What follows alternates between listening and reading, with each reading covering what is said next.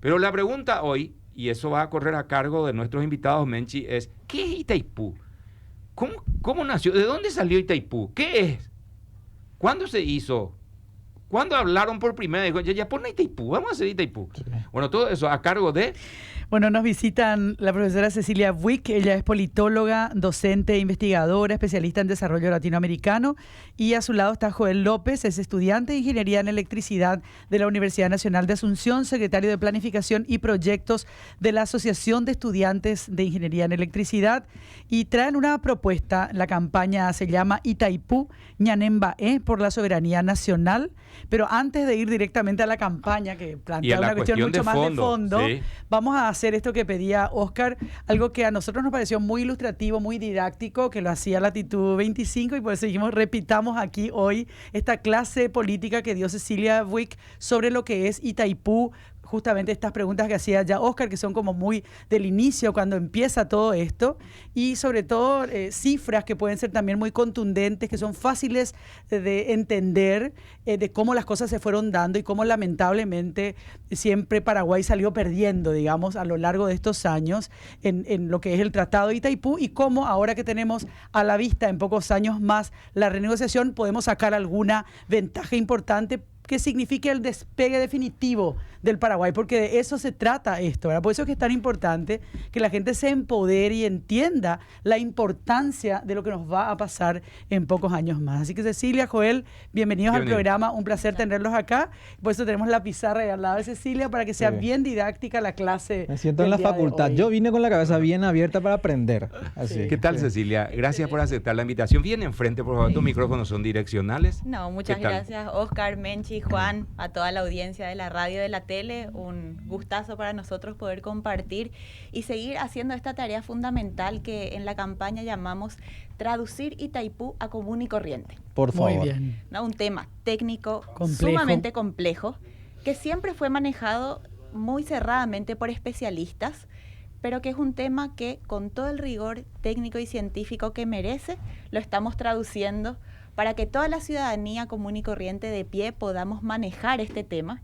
Y así como estos días la ciudadanía hicimos escuchar nuestra voz sobre lo que decía Oscar, algo no está bien y queremos nosotros que esté bien, queremos que Itaipú sirva para el desarrollo nacional, bueno, poder entenderlo en toda su profundidad y poder sobre todo con esa información precisa mirar para adelante y que este gran desafío que tenemos en el 2023 nos sirva para recuperar lo nuestro. Cecilia, yo te rogaría le diga, pues, no falta ya nada, más la Cecilia, más ¿de dónde viene? ¿Qué es? ¿Vos sos de profesión?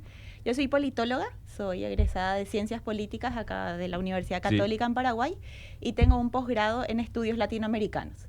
Específicamente hace un poco más de 10 años me especializo en estudiar las relaciones de Paraguay y Brasil. Y hace ya unos cuantos años dentro de ese marco me empecé a especializar en Itaipú. O sea, una investigadora nata del tema Itaipú. De todo, del relacionamiento a ese nivel, ¿energético nomás o de otro? No, del relacionamiento general. Porque tiene todo que ver. Lo que pasó de las autopartes, el problema de las maquilas, todo está vinculado, ¿no? Sí, no hay que verlo como compartimentos estancos justamente, sino como una cuestión integral de un relacionamiento que tiene sus cosas positivas, pero también sus cosas negativas. Bueno, ¿no? y Joel, que es estudiante de ingeniería. ¿En qué año estás? ¿En qué año estás, Joel? Bien acá, al micrófono. Pegadito a tu micrófono. ¿Qué decías, perdón? Estoy en etapa de tesis en la Facultad Politécnica de la UNA. Muy bien. Y hay muchos como ustedes, Joel, que están, hombres y mujeres egresando, a punto de egresar de la universidad, que están sobre este tema haciéndole un seguimiento. Eso es importante saber, una reserva que estamos teniendo. De eso se trata. Así mismo, Oscar. Nosotros a partir de la Asociación de Estudiantes de Electricidad instalamos, justamente gracias a la campaña Itaipú Ñanembaé, que logramos llevar a instancias de nuestra organización en la facultad, y justamente también se venía ya hablando en las instancias de la facultad porque tiene un grupo de investigación que qué bueno. Varios años ya va estudiando las cuestiones de Itaipú. Así como lo decía Cecilia, ella es la profesora acá, yo creo que puede explicarnos más que nadie. Por favor. Todo lo que conlleva el contexto de Itaipú. Y lo que ustedes van a ir haciendo en la campaña. Un poco también lo que ya venía diciendo y también recordando las frases justamente del profesor Fabián Cáceres, que fue mi profesor. Es pasado es docente de la Facultad Politécnica de una materia del 9º semestre, y él lo decía, el debate está instalado, ¿verdad? Ahora lo que queda es compartir la situación con todos los sectores, y todos los sectores de alguna forma puedan participar, y que a partir de ahora Itaipú tiene básicamente 7 millones de fiscales que van a estar encima, ¿verdad? Claro, de eso se trata. Que es lo importante. Profe, ¿puedes pasar a la pizarra, por favor? Así empezamos la clase. Sí. Mucho gusto. Vamos. Por favor. Y ese va a ser Este tu es el micrófono. Entonces ahí, Aquí tenemos para que nos hagan lo... paradita. Lección por favor. 1. Me siento allá en la facultad de filosofía de... Por favor, sí, a ver. Vamos. Sí. Empezamos con toda la Sí. crisis que se generó en torno al acta, sí. pero en lo concreto que establecía ¿Qué es esta Itaipú? acta, vamos a eso. ¿A qué es Itaipú? Itaipú? ¿Qué es Itaipú? A ver. ¿Qué es Itaipú? Itaipú es una represa, la mayor productora de energía hidroeléctrica limpia y renovable del mundo, que tiene una potencia instalada de 14.000 megawatts con 20 turbinas, que puede producir energía en todo lo que produjo desde el año 1984 Ujú. hasta el año pasado, nos sirve para iluminar Paraguay 117 años de corrido. ¿Sí? Ok. Tiene un nivel de producción y de eficiencia altísimo, y tiene un nivel, en consecuencia, de producción de energía, y con la energía los recursos suficientes para poder hacer lo que nos decía Menchi, despegar el desarrollo nacional. Itaipú, como una represa, está instalada dentro de Paraguay, sobre el río Paraná, en la frontera entre Brasil y Paraguay. Pero dentro de Paraguay. No, en la frontera. En la Vamos frontera. a llegar a eso. Porque es uno de los puntos centrales. O sea, Está en la frontera compartida entre Paraguay y Brasil, ¿no? Ok. Itaipú tiene justamente, está marcada en el tratado firmado en el año 1973. ¿Pero qué hubo antes, profe? Que El acá acta llega el de Foz. problema Sí. porque Itaipú es producto no de un afán de desarrollo de nuestros países, sino es producto de una ocupación militar. Cuando Brasil en la década del 60 empieza a crecer y empieza a tener mayor necesidad energética, empieza a hacer estudios y descubre que en toda esta zona tenemos uno de los potenciales hidroeléctricos más grandes del mundo. Entonces, busca formas de hacerse con ese potencial hidroeléctrico, quedarse con toda esa posibilidad de energía. Y en una zona, luego del golpe militar en Brasil, en junio del año 1965, el ejército brasileño invade una zona hacia Salto del Guairá que se llama Puerto Renato, que era un territorio paraguayo donde se estaban demarcando los límites después de la guerra de la Triple Alianza, todavía, ¿no? Y que Brasil ahí cambia y dice, esto es brasileño, y ocupa militarmente, y empieza toda una disputa, donde inicialmente Paraguay reclama el territorio, pero luego Paraguay termina cediendo ese territorio, y se firma en 1966 el Acta de Foz de Iguazú. 66. 66. Un año después, donde una de las cosas del ¿Quiénes firman acta el tratado? Stroessner de nuestro país. firman los cancilleres, los firma el canciller cancilleres. Sapena Pero Pastor. gobierno aquí. Pero gobierno aquí de Gobierno Stroessner. aquí, Joao Stroessner, Goulart. No, ya no era Ah, ya Goulart, no era era Goulart. posterior Goulart fue al- hasta el 65. hasta el ¿o no? 64, a Goulart le hacen el Ah, golpe de claro, Estado el él le hacen el 31 de golpe. marzo y asume la Junta Militar. Pero Goulart había salido a favor del Paraguay en el 64. Antes del golpe de Antes Estado. del golpe de Exacto. Estado. ¿Por qué? Pero Porque el acta en es toda la posterior disputa al golpe. Es Claro, posterior al golpe. posterior, ok. ya entre dictadores. Y la ocupación militar también. O sea, para poner anteriormente, Joao Goulart 64 estaba a favor de trabajar con Paraguay Sí. en el potencial hidroeléctrico En partes iguales, digamos. en partes iguales. Y Brasil planteaba poder controlar ese potencial, ¿no? En el Incluso, Cecilia, perdón, creo que en Sí. aquel momento también el Brasil dice, no, Paraguay nunca va a usarlo más de un 20%. Eso es lo que les vamos a dar. Así, en esos términos, No. pretendieron manejar el tema. y el objetivo real era poder controlar y garantizar esa energía para el desarrollo de las grandes industrias Claro. brasileñas y extranjeras en Brasil, ¿no? Entonces, se da el golpe militar en Brasil en el 64, nosotros ya estábamos en una dictadura militar. En el 65, junio del 65, el ejército brasileño invade Puerto Renato en la zona de Salto del Guairá. Y en el año 66 se firma el Acta de Foz de Iguazú, los gobiernos de Stroessner y la dictadura militar brasileña, que es el preámbulo del Tratado de Itaipú. Exacto. ¿Qué pasa aquí con el territorio? Acá se establece lo primero, que vamos a poner como los puntos centrales, que es la cesión de territorio. Paraguay deja de reclamar ese territorio soberano, se crea una figura jurídica de condominio, que es una figura que se usa en guerras cuando una potencia invade otra. Se dice formalmente que es de ambas, pero se mantiene un poder político y económico, que es la figura que tenemos hasta hoy. ¿Hasta hoy? Hasta hoy. En los Saltos del Guairá, en toda la parte inundada, y en todo el río Paraná, desde Salto del Guairá hasta Itaipú, en Itaipú, y en territorio como por ejemplo la reserva de Embaracuyá, de Embaracayú, Ajá. que no está aún delimitada y es territorio binacional, entonces es de ambos, ¿no? Entonces este es un primer problema que arrastramos desde el año 66. Bajo esta invasión militar, las dictaduras firman el acta y ahí se firma el tratado. Que desde la campaña nosotros hablamos que este tratado es un tratado de la estafa. ¿Por qué? Por el origen Por perverso. el origen, por un lado, y por lo que en estos casi 50 años, el tratado significó, ¿no? Cedimos territorio. Ahora, ¿qué estableció el tratado en ese pacto de las dictaduras? Junto con la cesión de territorio, establece otro elemento muy poco conocido, pero clave en un tema bilateral, que tiene que ver con la potestad de invasión militar. Específicamente, el artículo 18 del cuerpo central del tratado dice que de manera conjunta o unilateral, cualquiera de los estados puede ejercer acciones de seguridad sobre el otro estado para defender lo que considere que pueda ser cualquier tipo de problema en temas de seguridad, de policía, de turismo, de tránsito, etcétera. Gracias a una gran movilización, esto se ajustó y dice que solamente eso se puede hacer en los territorios de condominio. Pero nuestro condominio es todo el río, es Itaipú, y son otras zonas de frontera. Lo más importante. Sí. Y ahí tenemos, por ejemplo, como vemos en estos últimos años, que cuando hay algún tipo de tensión en las relaciones bilaterales... ¿Qué es lo primero que hace Brasil? Es lo primero que hace Brasil, ejercicios militares, viola la soberanía paraguaya, ingresa al ejército, ¿no? Entonces no es un tema menor y esto está establecido en el tratado.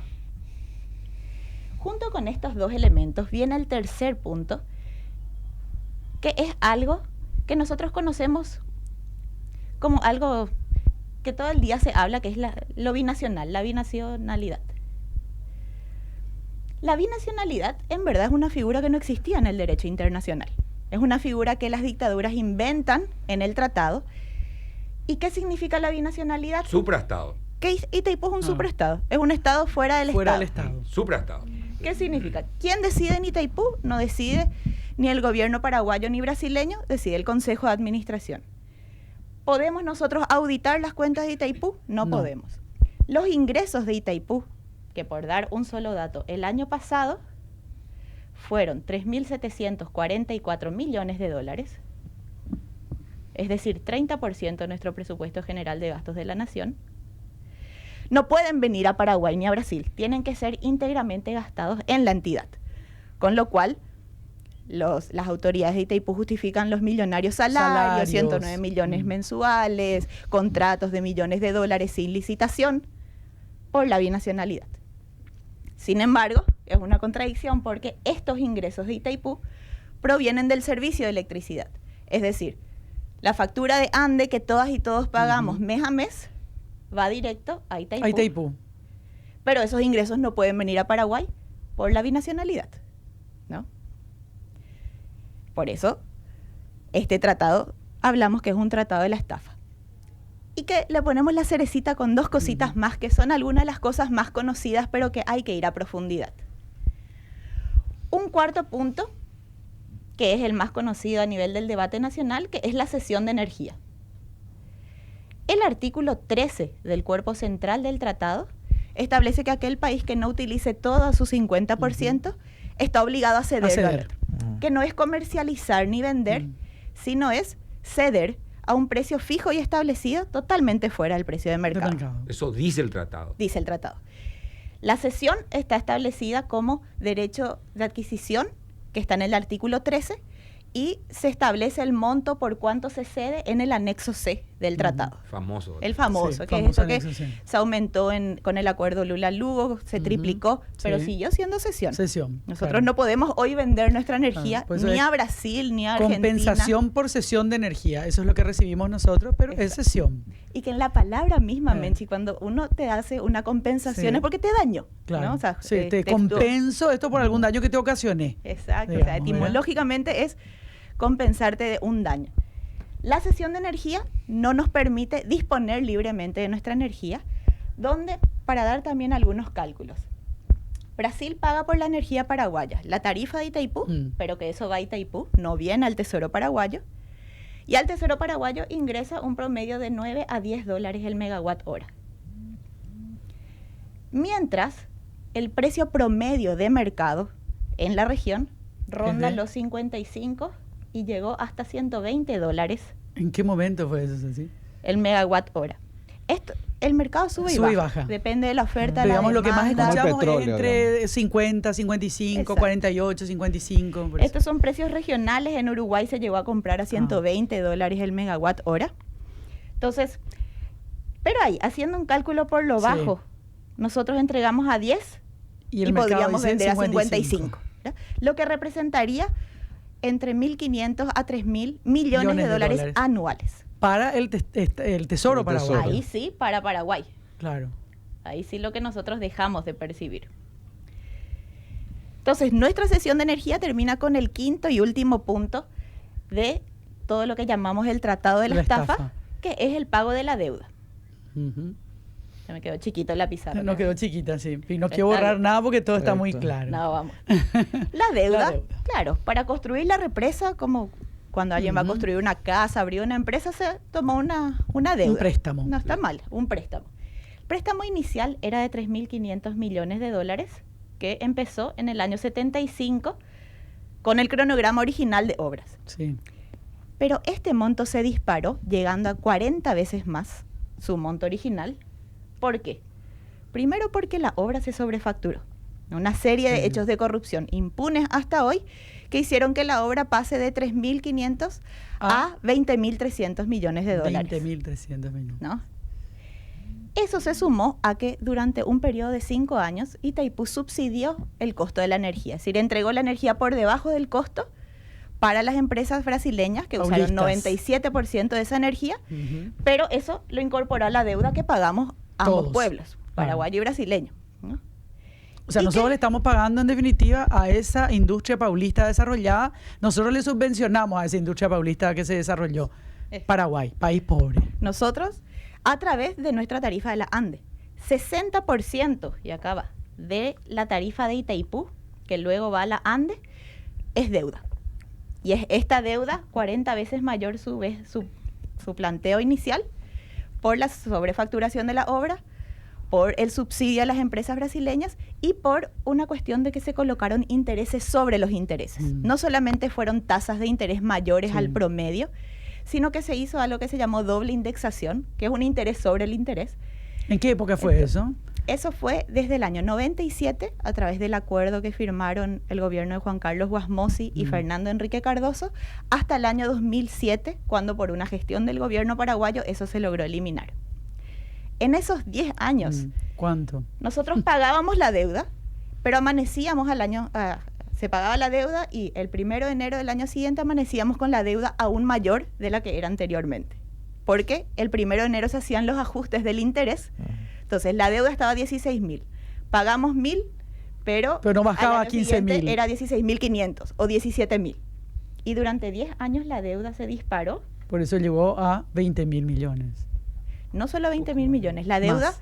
fue 20.000 millones en ese año sin contar todo lo que ya se había pagado. Se había pagado, claro.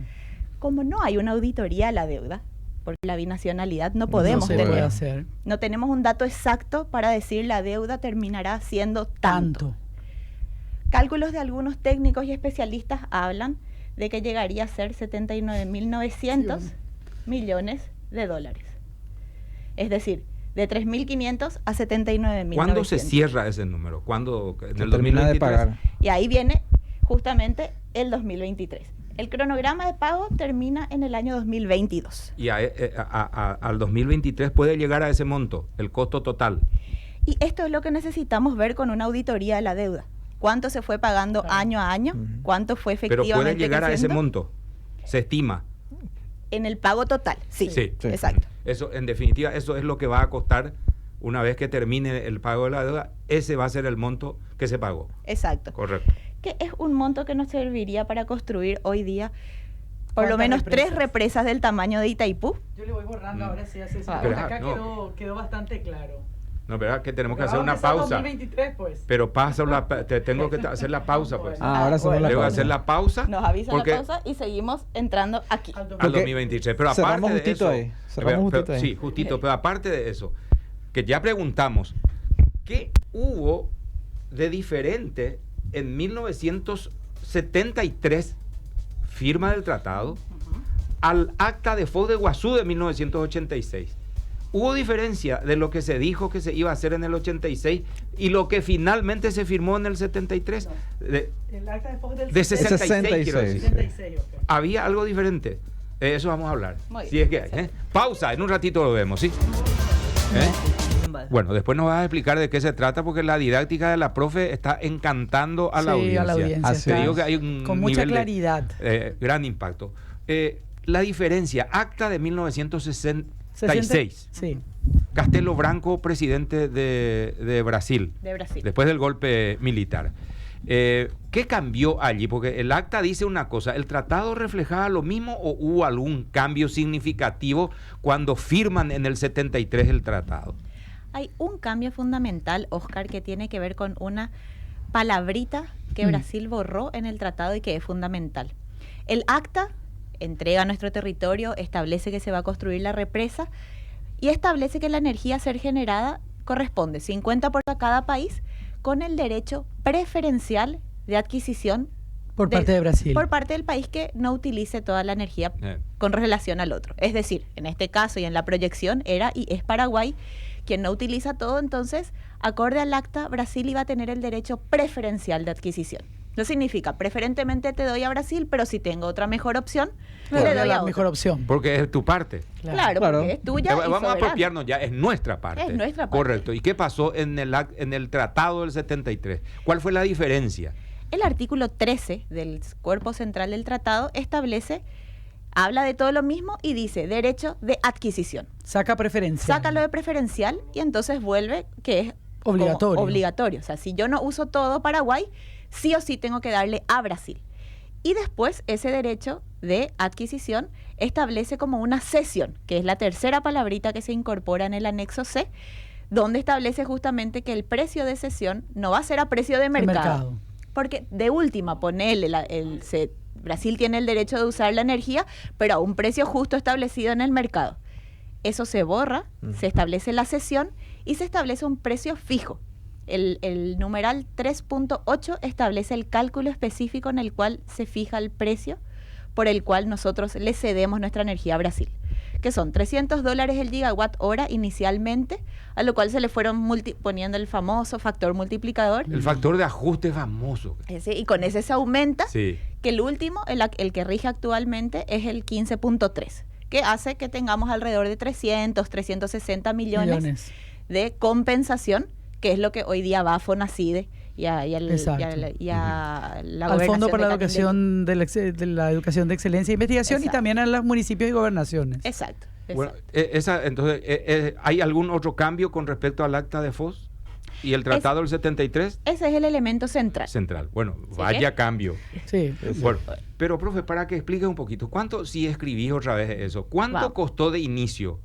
¿Cuánto, entre comillas, la inversión Ujú. que pusiste acá? ¿Cuánto De era? 3.500 millones. Acá, Vamos. sí, a ver. Vamos y voy a... Sí, Ahí. ahí. Y entonces recordamos a la audiencia y vamos con esos Sí. puntos. Primero, lo que ya establecía el acta de Foz de Iguazú, que voy a poner acá los 5 puntos de la estafa, Ujú. como le llamamos nosotros para compartir con la gente. Producto ya del 73. Claro, sí. La cesión de territorio. Sí. Sí, este es el primer punto. El segundo punto, la potestad de invasión militar. Sí. El tercer punto, que tiene que ver con lo que se cambia en el acta, que es la obligatoriedad de ceder nuestra energía. Sí.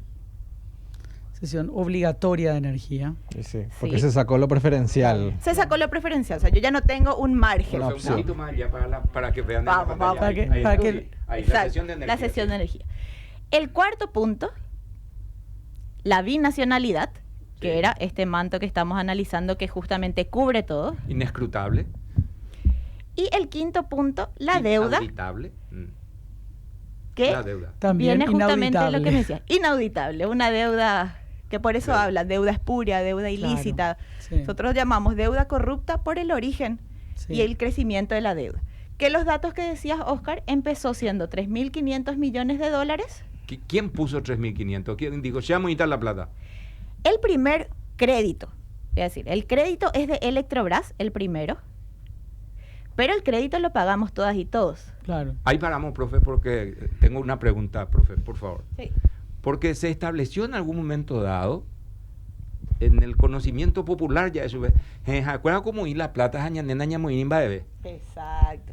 Durante años eso No ocurrió. hicieron creer eso. No, mucha gente decía, ¿qué es lo que pusimos nosotros? No, y un poco de agua y...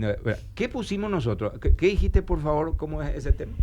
Voy a poner en un ejemplo actual. Es Sí. como que yo me vaya a quitar un crédito para construir mi casa. Saco un crédito de 3.500 para construir mi casa, construyo toda la casa y luego empiezo a pagar el crédito, ¿sí?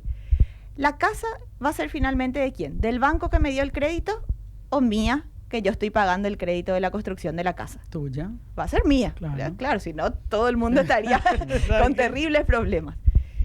Este crédito de Electrobras no puso la plata. Nosotras y nosotros, paraguayos y brasileños, a través de nuestra factura de la ANDE, estamos pagando esta deuda. Claro. Electrobras sacó nomás el préstamo, digamos. Claro. El primero, Esas son las porque después garantías. vinieron muchos más. Muchos ¿sí? más. Después prestó también el Citibank, prestaron Deutsche Bank, Swiss Bank, etcétera, etcétera, etcétera. Itaipú. Itaipú. Claro. Y la deuda de Itaipú La pagamos todos. la pagamos a través del servicio de electricidad. ¿Qué significa esto? Que la tarifa de Itaipú, es decir, cuánto cuesta la energía de Itaipú, se hace a partir de distintos elementos. Por ejemplo, todo lo que se le paga a Paraguay y a Brasil por los royalties, lo que se paga para los salarios y lo que se llama gastos de explotación, salarios, contratos, etcétera, y la deuda, son todas partes de la tarifa de Itaipú. Hoy día, la tarifa de Itaipú está compuesta en un 60% Por la deuda. por la deuda y los intereses de la deuda, Claro. que es casi 35% de toda la deuda sigue siendo interés hoy, ¿sí? De una deuda que hay que decir, no solo es 40 veces su Más. monto inicial, sino que es una deuda ya pagada. ¿Por qué? Porque esta deuda tiene un origen para construir la represa, pero luego la deuda fue creciendo y ahí vinieron nuevos préstamos de Electrobras, de otros bancos brasileños, de otros bancos alemanes, suizos, norteamericanos, porque el presupuesto crecía con la sobrefacturación de la obra. Creció más cuando durante 5 años subsidiamos el costo de la energía para las empresas brasileñas. Y creció más cuando en el 97, en el acuerdo Guasmos y Fernando Henrique Cardoso, se incorpora a la deuda de Itaipú, es decir, a nuestra tarifa de la ANDE y la tarifa de los brasileños, por un lado, el subsidio al costo de la energía que se entregó por debajo de su costo, la pagamos nosotros. Se incorporó este tema del interés sobre el interés que hablábamos. Indexación. Y se incorporó una tercera cosa. ¿Por el pago en dólares era eso? Por el pago en dólares. Se hacía un La ajuste. doble, Sí. El del crédito normal Sí. era 7.5, 4.1. Y otra Un vez interés sobre el eso interés. se ajustaba a la inflación norteamericana. A la tasa de los americanos. Exacto, cada 1 de enero. Pero hay una tercera cosa que este pacto de Juan Carlos Guasmos y Fernando Henrique Cardoso incorpora del 97, que es que la inflación que generó en la deuda, que estaba en cruceros en su mayor Claro, parte, cambia a real. cambia real en el año 94. Eso tiene una inflación altísima de más de 5.000 millones de Y también dólares. se incorpora la deuda. Y ellos dos deciden incorporar la deuda. O sea, la inflación brasileña pagamos nosotros en nuestra tarifa de la ANDE. ¿Sí? Espectacular. Por eso hablamos de una deuda corrupta. Y que con todos estos elementos, la deuda original de lo que legítimamente fue la represa Se ya comprometieron a que fuera. Que ya está pagada. Si tuviésemos una auditoría, que no podemos hoy por la binacionalidad, pero una auditoría seria, primero vamos a ver toda la corrupción metida en la deuda. Segundo, vamos a ver que la deuda ya se terminó de pagar. Con eso, el costo de nuestra tarifa va a bajar 60% de la tarifa de Itaipú. Aparte de ver todos los responsables en todos estos hechos de corrupción, sin entrar siquiera a mirar en los otros 5 puntos. Entonces, estos elementos es como abrir una caja de Pandora. Son muchas cosas, pero muchas cosas que tienen un camino de solución. Porque mucha gente dice, ya sabemos la estafa, ya sabemos que nos roban, ya sabemos los problemas. Vamos a hablar de la solución. Que ahí viene la oportunidad histórica que tenemos en el 2023. ¿Qué pasa en el 2023? El numeral 6 del anexo C del tratado es el único que tiene una fecha para la revisión del anexo. Y esa fecha se cumple cuando el tratado tiene 50 años de su entrada en vigor, que se cumple el 13 de agosto del 2023, y cuando la deuda está amortizada. Es decir, la deuda llega a cero. Un poquito más allá, profe, para que vea la pizarra nuestro. Gracias, Oscar. Él me ayuda a ordenar. Excelente. Ayudante de cátedra. Ayudante de cátedra, muy bien, del lujo. Ahí estamos. Entonces, vamos a cumplir 50 años.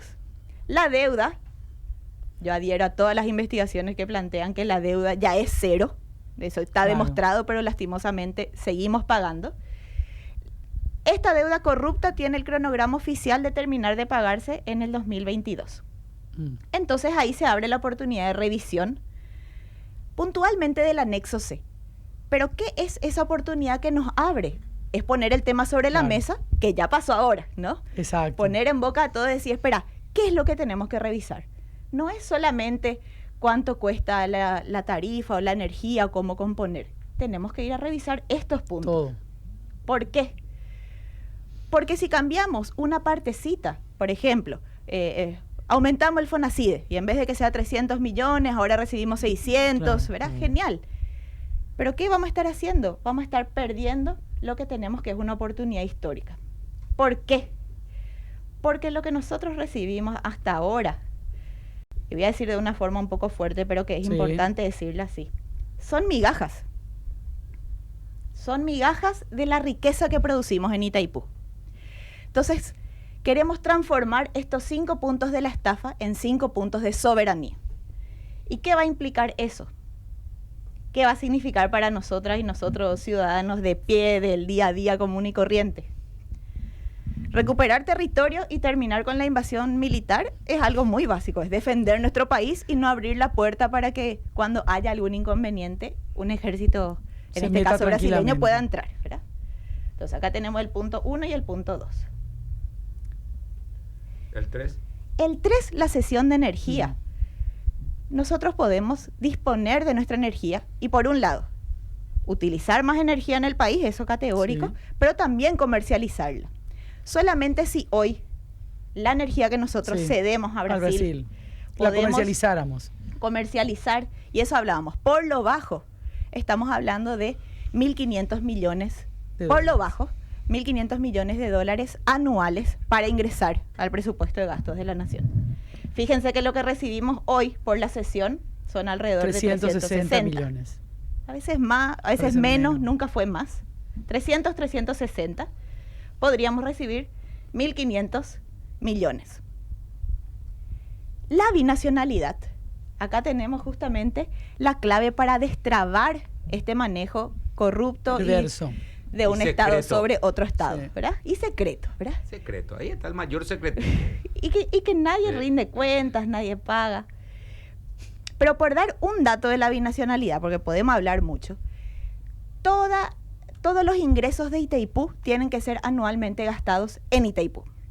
Ahí aparecen los gastos sociales. Que son súper importantes, pero que no son ni el 4% de todo lo que representa Itaipú por año.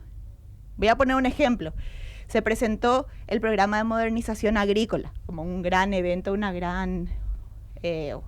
gran acto de gobierno. Eso es 0.1% de los ingresos anuales de Itaipú. El resto nosotros le damos a los bancos para la deuda, le damos a la industria.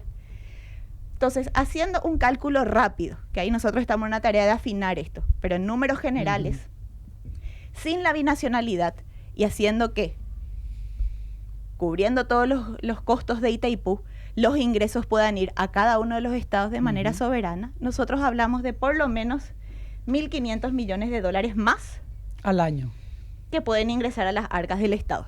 Estamos hablando ya de 3.000 millones. Allá estamos hablando de 3.000, ¿sí? Y el último, la deuda, que es algo que podemos terminar de pagar hoy, ¿sí? Eso requiere frenar, hacer una auditoría de la deuda. Y la deuda de Itaipú está teniendo un pago alrededor de 2.000 millones al año. Anuales al año. Es decir, acá tenemos un ahorro, baja la tarifa o incluso destinar esos 2.000 millones a otro lado, ¿no? Es decir, solamente en números generales estamos hablando 5.000 millones. de 5.000, que son casi 40% nuestros ingresos del presupuesto general de gastos de la nación de este año. En ingresos. Si esto otra vez destinamos a inversión y al desarrollo, hablamos de industria, hablamos de empleo, hablamos de educación de calidad, hablamos de represas. Nosotros tenemos 1.750 puntos internos donde podemos construir represas ya estudiados. ¿Ya? ¿Cuántos? 1.700. 1.750. Que pueden generar energía de vuelta limpia. Pequeñas y medianas empresas, represas hidroeléctricas. Represas y regionales. Sí, internas. Sí, para el Paraguay. Para las regiones, para distintas regiones. Claro, Digo, no y ahí nosotros podemos comercializar. Del Paraguay, claro. Para Paraguay. Ya estudiadas ahora mismo. Ya estudiadas, que podrían... Que son hay financiamiento y se puede construir. Digamos. Son proyectos ya estudiados que te dicen que ciertos puntos son potenciales fuentes de energía hidroeléctrica, por supuesto.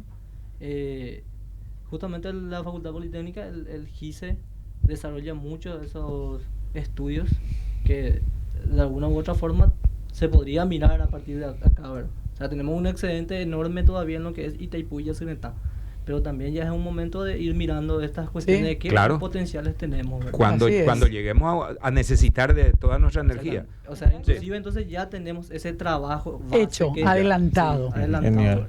Es un atlas hidroeléctrico y lo hizo Itaipú y está disponible en la web. Cualquiera busca y tiene el mapa de todos los puntos. Energía solar, energía eólica, nosotros todos los minerales. Podemos hablar años de la potencialidad que tenemos, pero a mí me gusta repetir, porque otra de las cosas instaladas, tipo Paraguay no puso nada, es que nosotros somos luego pobres, ¿verdad?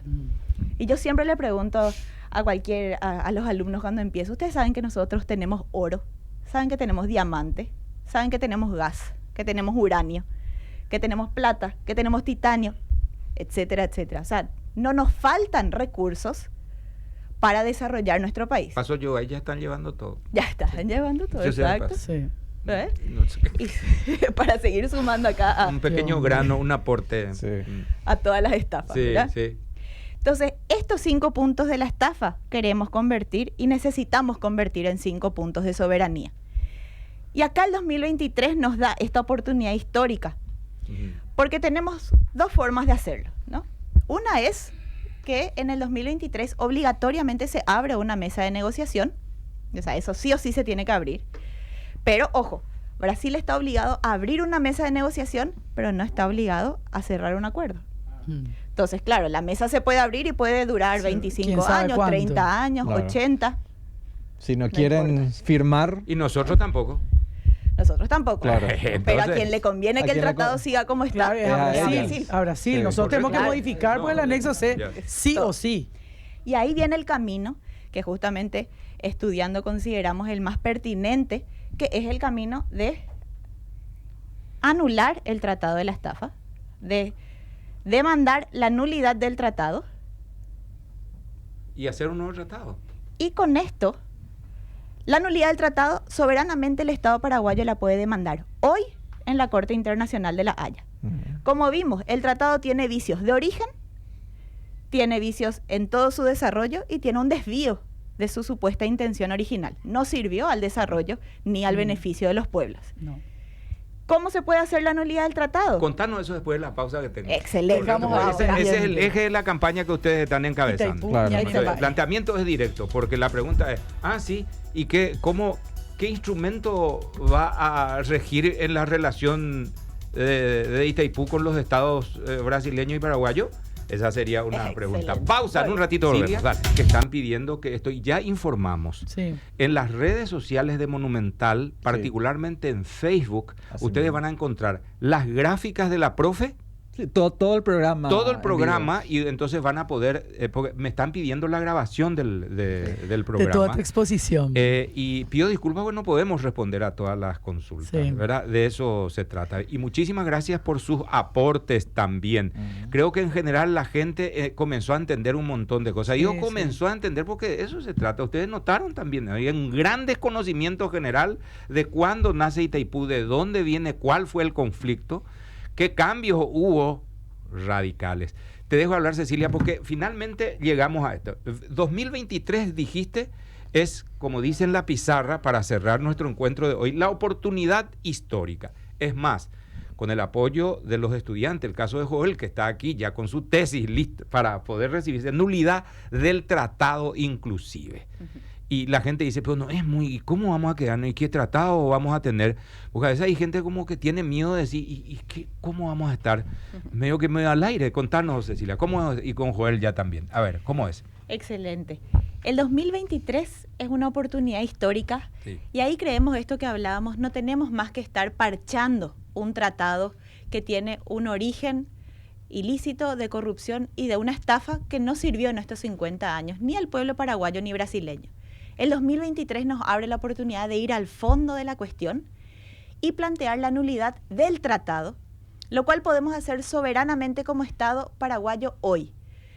Eso se hace en una demanda a la Corte Internacional de La Haya y a partir de la sentencia de la Corte se obliga a ambos estados, es decir, no estamos esperando que Brasil decida o no si es que quiere o no cambiar el tratado, del cual, como vimos, claramente se beneficia, sino obliga a ambos estados a negociar un nuevo esquema, donde tenemos que construir un nuevo esquema de manejo de Itaipú, donde sean el Estado paraguayo y brasileño y la ciudadanía a través de sus estados quienes puedan dirigir y beneficiarse de toda la enorme riqueza que genera Itaipú. Año tras año, ¿no?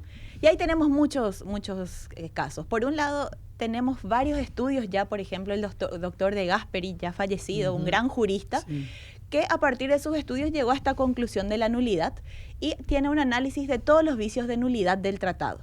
Tenemos una serie de estudios desde el 70 que explican por qué el tratado tiene una nulidad de origen. Tenemos todas las investigaciones de estos años de quién se benefició, principalmente las empresas en Brasil, los grandes bancos y un grupito de pequeñas autoridades corruptas en contra del desarrollo paraguayo. Y tenemos por sobre todo, yo creo, la lección de estos días, que es una ciudadanía activa, ¿no? O sea, hoy día los 7 millones de fiscales que estamos trabajando en el tema de Itaipú somos realmente la garantía, ¿no? Vemos bien que si esto dejamos en manos de los mismos de siempre, hay muchos intereses ya armados y gente que no quiere tocar el problema de fondo, porque o están metidos en contratos o están metidos en algún otro beneficio de esta estafa. Pero la mayoría de la ciudadanía sí necesitamos, ¿verdad? Necesitamos hospitales, necesitamos techos que no se caigan, pública de calidad, rutas, industria, transporte eléctrico, ¿no? O sea, inversión tendría que haber volado este país hace muchos años. O sea, tenemos todo.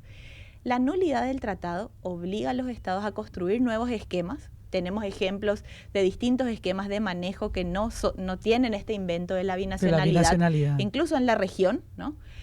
Y ahí tenemos experiencias que mirar, pero siempre resguardando cómo garantizar lo nuestro. Por eso la campaña la llamamos Itaipú Ñanembáe, que fue un debate entre todas y todos, y decíamos, no, Itaipú es nuestro, pero está secuestrado hace 50 años. Entonces, recuperemos lo nuestro y que nos sirva para el desarrollo nacional. Cualquiera de las personas que nos está escuchando y dice, yo quiero ser parte de Itaipú Ñanembáe, uno puede, digamos, sumarse a este equipo. ¿Por quiénes está conformado Itaipú Ñanembáe? Por supuesto. La campaña Itaipú Ñanembáe está abierto para todos los sectores de la sociedad, justamente, porque la idea es llevar a un ámbito un poco lejos de lo que es lo técnico, ¿verdad? Como siempre lo veníamos viendo en los medios, las explicaciones de los miembros del consejo, el director de Itaipú, etcétera, ¿verdad? Entonces llevamos a un contexto en donde pueda ser consumido por una persona, por un ciudadano común y normal, corriente, ¿verdad? Un trabajador, obrero. Entonces esa es la idea Claro, la principal. gente no se mete donde no entiende. Exactamente. Por eso, Justamente. hoy, por ejemplo, me llamó la atención la participación. Sí, impresionante. Porque en general vos traes a hablar de este tema y silencio, no entendéis, no Sí. entendés. La clave fue el Que fue lenguaje muy- que fue el Ah, el sencillo. lenguaje lenguaje. que Y usó Joel, ustedes Ceci. se pusieron de acuerdo en que, viene enfrente Joel, para que te escuché, se pusieron de acuerdo en que así debe ser el lenguaje. Así debe ser el lenguaje y justamente el contenido, o sea, el hecho de que estemos personas justamente de distintos ámbitos compartiendo y pudiendo debatir hace que el contenido final sea algo lo Digerible. suficientemente digerible Asequible. para todos los sectores, Ujú. ¿verdad? Y eso se va compensando, se va arreglando hasta que la mayor proporción de personas logren entender, porque al final un pueblo conocedor sobre el tema, en lo mínimo, es el que va a poder remover estas cuestiones y lograr realmente la recuperación de nuestra soberanía. Quiero Y le va preguntarle a Ceci antes algo nomás, breve. quiero decir más por lo que él dice y le cerrás. Eso que dice Joel es muy importante. Vos fuiste el que dijiste 7 millones de fiscales, dijiste. Sí. Eso le va a dar legitimidad al gobernante que se Así anime es. a hacer este paso. Sí. 7 millones de fiscales le van a dar legitimidad en el ejercicio de ese derecho al presidente o Así al mismo. grupo de poder que se anime a esto. Yo no veo mucho que se animen a hacer. Máximo en el 2023 creo que podemos... Y no hay muchas probabilidades de llegar a lo mismo si no hay participación del pueblo en esto, ¿verdad? O sea, Ahora, ¿se puede mejorar, Ceci, a tu criterio sin... Porque ve ahí Bucuta, la nulidad y compañía. ¿Se puede tener algo mejor sin nulidad del tratado en el 2023? Es como una pelota que ya no funciona, entonces vos le pones un parche. Sabés que No, podés ya jugar sé. 2, 3 partidos, pero Va a no terminar funcionar. pinchándose. ¿Qué decías, ¿Qué Menchi? fue lo que pasó el 24 de mayo a tu criterio, así rápidamente? Este episodio que dejó afuera a 4 funcionarios del gobierno, a 4 autoridades muy importantes del gobierno, ¿qué significó? ¿Y qué es lo que tendríamos que esperar puede pasar a partir de la conformación de este gabinete cuando se complete nuevamente con otros nombres? ¿Qué tipo de gente tenemos que pensar tiene que llegar para que pensemos en que va a haber un cambio radical en la manera de encarar todo esto? Y yo creo que, y celebro toda la reacción que se generó en torno a lo del acta, porque el acta desnudó una serie de falencias muy importantes. Primero, demostró todas las presiones que Brasil ejerce cuando está perdiendo mínimamente alguno de los privilegios que este tratado le ha dado en todos estos años, ¿no? Entonces, solamente en una discusión de cuánta energía utilizaría cada uno y en la tarifa, Brasil dejó de pagar, Itaipú dejó de facturar en los primeros meses y el gobierno paraguayo cedió, agachó la cabeza, puenteó incluso a sus técnicos y cedió a esa necesidad. Nunca más de que- oportuno tu término, puenteo. Puenteo. Porque parece que los puentes es lo que nos dieron a cambio. Lo que no, literalmente me gusta. Puenteo. también. Pero eso saltó a la luz porque ese acuerdo ataba de manos y pies a Paraguay para no poder usarse en más de la energía que usa ahora hasta el 2022. O sea, alguien quiere instalar una gran industria, Una no puede. electrointensiva, por ¿Querés ejemplo. No. un transporte eléctrico? No podés porque toda tu energía ya le comprometiste a la industria paulista, ¿ya?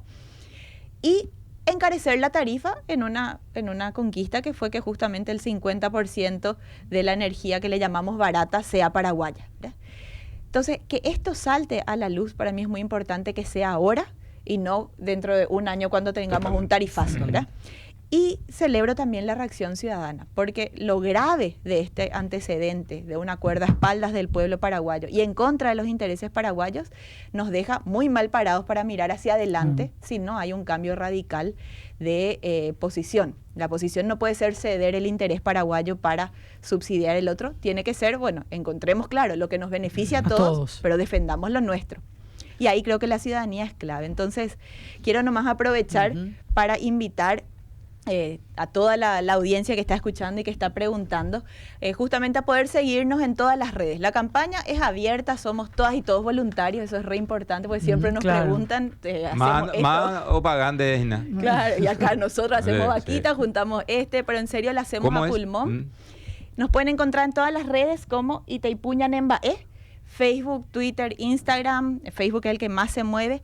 tenemos una biblioteca abierta que la pueden encontrar, en la cual disponibilizamos todos los datos oficiales, los tratados, notas reversales, el acta que corrió, la subimos para la gente que quería leer, memorias y balances de Itaipú, etcétera. Binacionalidad está también, porque la gente te pregunta de dónde es lo que salió la palabra binacional, qué es lo que es el tratado, qué es lo que es un organismo supraestado.